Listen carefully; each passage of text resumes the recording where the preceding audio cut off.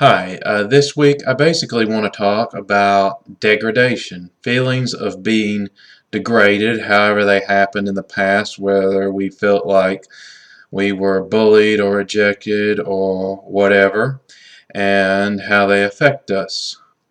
First off, the main thing that they do is they make us feel singled out, like we're the only one. Now, lots of people carry around this burden of feeling degraded and having old wounds like that pent up in them, but it makes all of us feel like we're the only one, like because that's basically how it happens, by being singled out. Like, um, for example,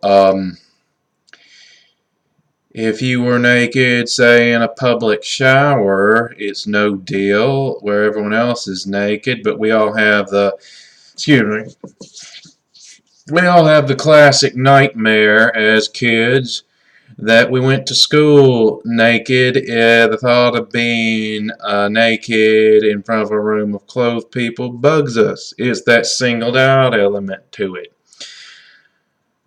Really, again, everyone carries this burden, but by its very nature, it makes us all feel like we're the only ones that do. No one's been humiliated like we have. The whole world is our enemy and is surrounding us.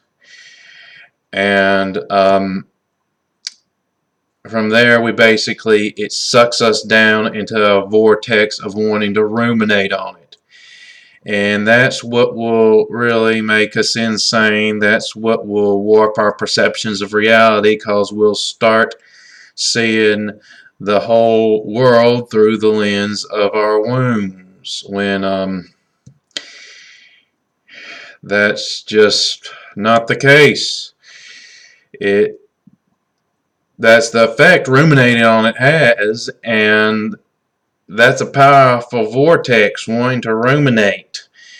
That feelings of being degraded suck us down into, and that's the trap of it. Now, that'll make you see things so much worse than they really are. And don't get me wrong, I'm not saying that those feelings did not start with really, really bad things that did at some point happen to us, because they probably did.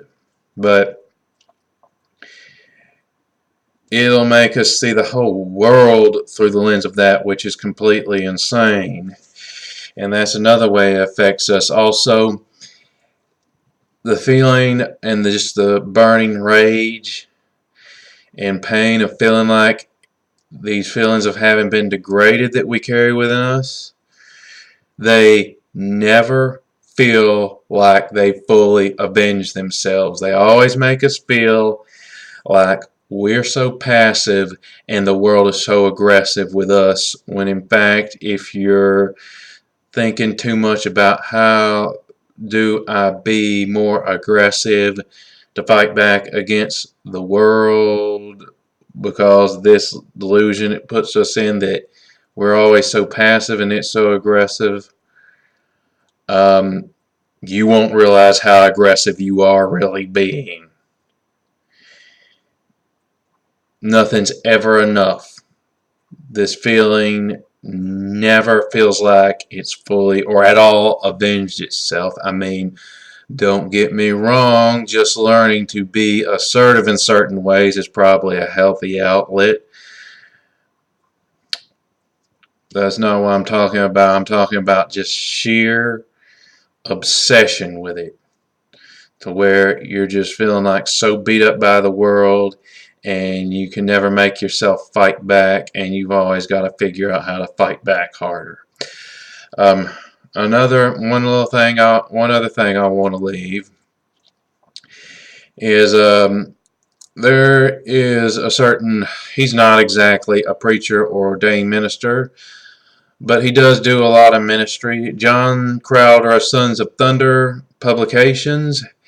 He has a YouTube channel, a weekly video called The Jesus Trip. The reason I bring him up is because this is something I saw in one of his videos, him mentioned briefly a while back, that has a lot to do with this. But anyway, he basically says that one time he was having one of his conferences and he was going in, and there was another one of those religious guys with a loudspeaker screaming at him, acting all self-righteous and pompous. Probably, I know, you know what kind of stuff they do. Brag about how right, what a wonderful, mighty truth teller they are, and how filthy everyone else is, and how they're going to hell, and how they're so biblically accurate, even if they're delusional, that kind of a thing.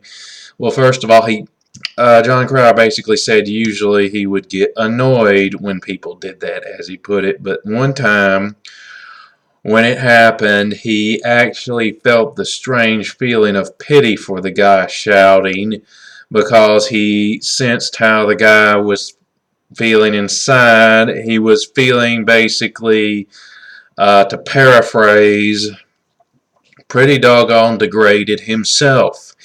And if maybe if he shouted loud enough, raised enough Cain, and was derogatory and self-righteous and condescending and aggressive in other people's faces enough, maybe he was worth something. Maybe he had finally avenged himself back and fought back against the world. It was an impossible struggle, but it's like he felt he had to somehow get there and do that through all his screaming. Of course, I don't know what Jesus Trip video that was in. That's a while back, and I'm not quoting John Crowder. I don't want to put any words in anybody's mouth. I'm just kind of paraphrasing the general concept of something he said. But anyway, that's all I got for this week. I'll see y'all later.